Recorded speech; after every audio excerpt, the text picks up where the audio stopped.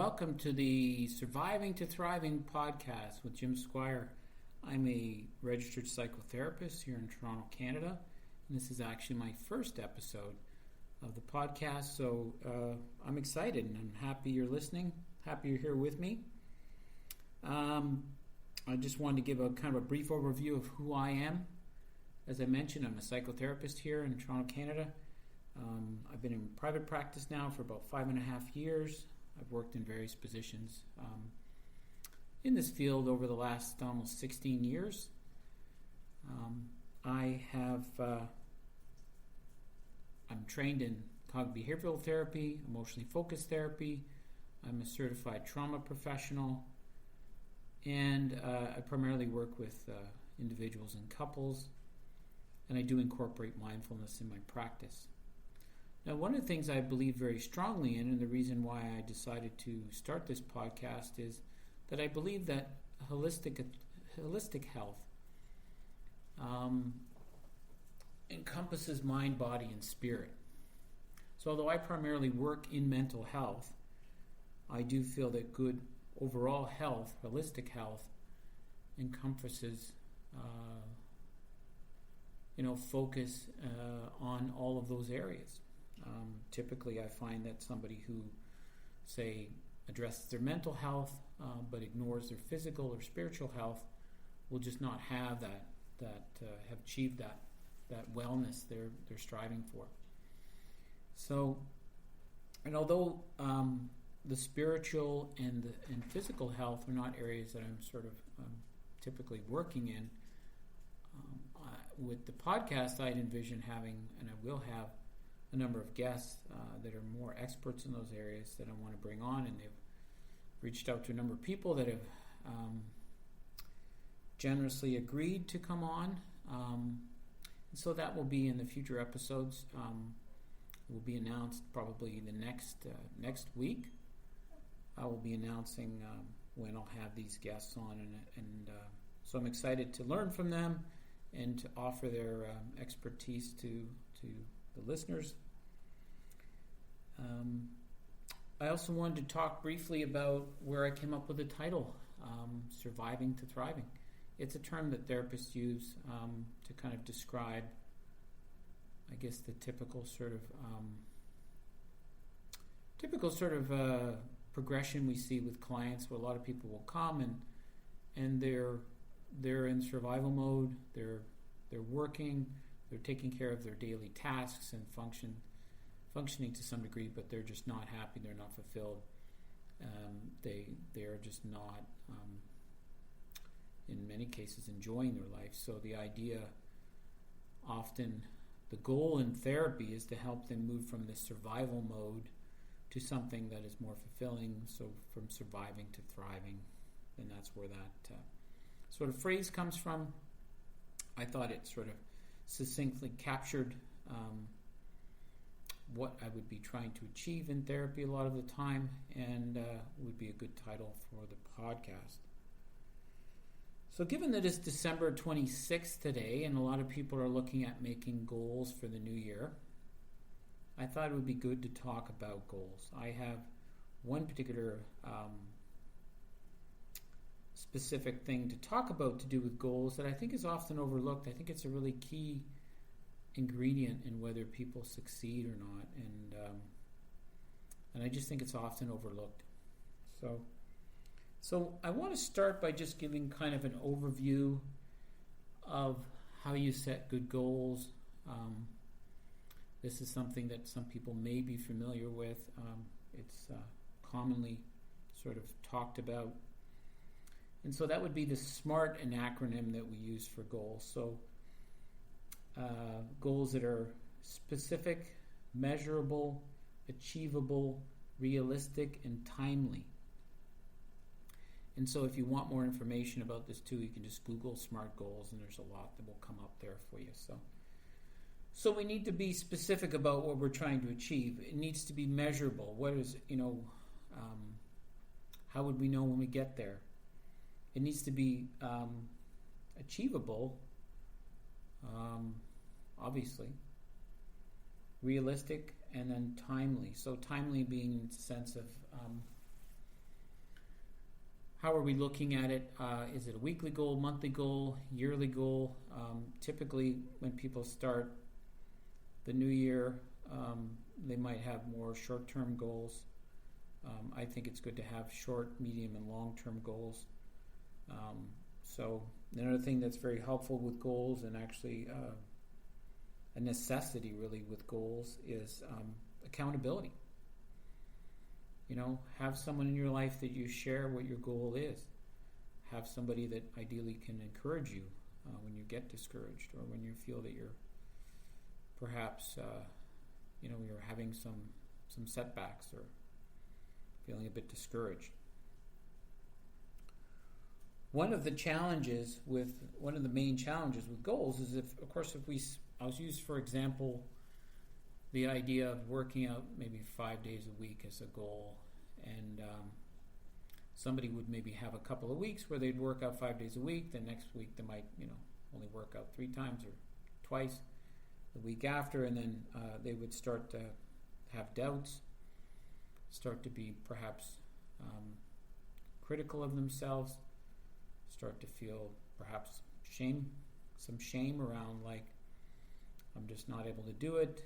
And so there's a lot that can happen.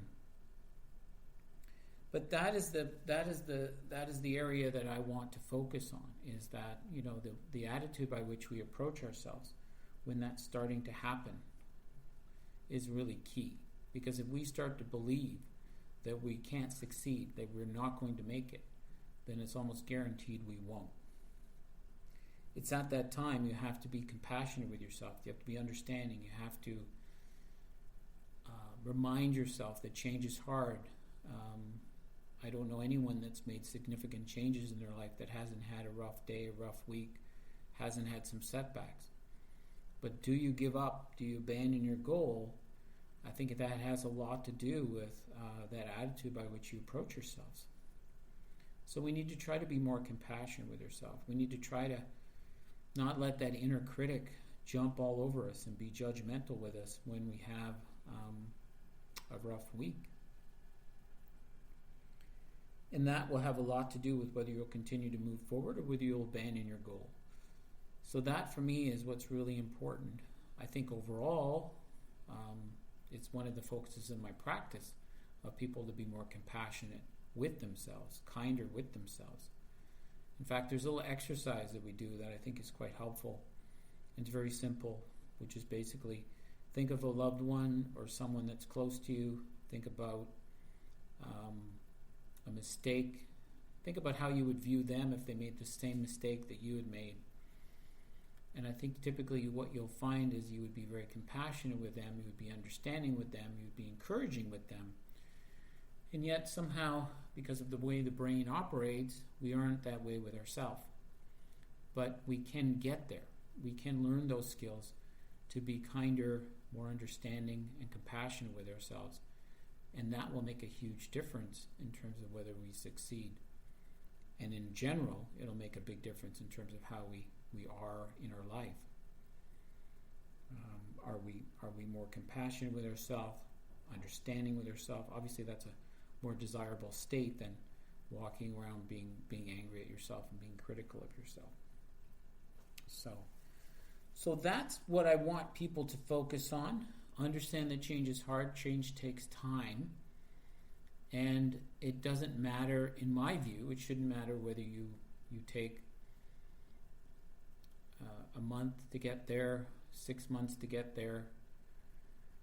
If you're constantly moving forward, and as we would often say, progress, not perfection.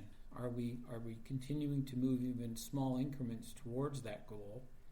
That's the point, not whether we've sort of done it perfectly. So I do think there needs to be some awareness of this to be succeeding at goals.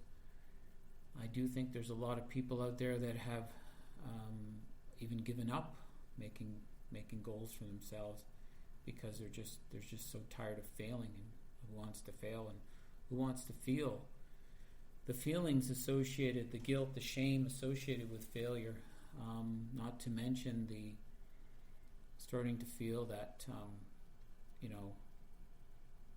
you're not the person that has what you need to achieve these goals, which I don't think is true, but in those moments you can actually believe that. Now the other challenge, of course, is you've got people around you that may be succeeding at their goals and you're not succeeding at yours, which is going to make you feel even worse about yourself.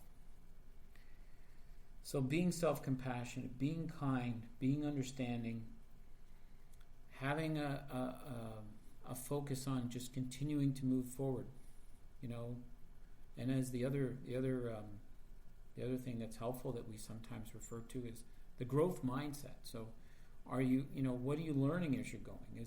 Is there a setback here? Is there something that's taken place? Did we learn from it? Are we continuing to move forward? If that's the case, then even a setback has value because we're learning. And I truly believe that anything we're doing is an opportunity to learn. And if we can view it that way, we can view it in a positive way. So continuing to move towards your goals, having some accountability, having some kindness, compassion for yourself. And even when you're setting your goals, set them up in such a way that they're realistic. I prefer, quite honestly, with my clients, they start off with very obtainable goals that are very reasonable, so we are almost guaranteed of succeeding. And then as they move forward, we would start off, for example, using the working out topic. Instead of working out 5 days a week, I would recommend my clients start working out 2 days a week, then start to work out 3, then maybe after a month they work out 5. So you build on your momentum, and there's much less chance of you encountering a setback than if you were to start from, say, not working out at all to 5 days a week, which I would never encourage somebody to do because I just think you're setting them up potentially for failure. And as a therapist working with clients, of course, I don't want to set them up to fail. We want to set them up for success. And it's but the only challenge, though, that I sometimes run into, and I totally get, is that some people would feel that if these goals are not sort of big enough, then they don't have enough meaning for them.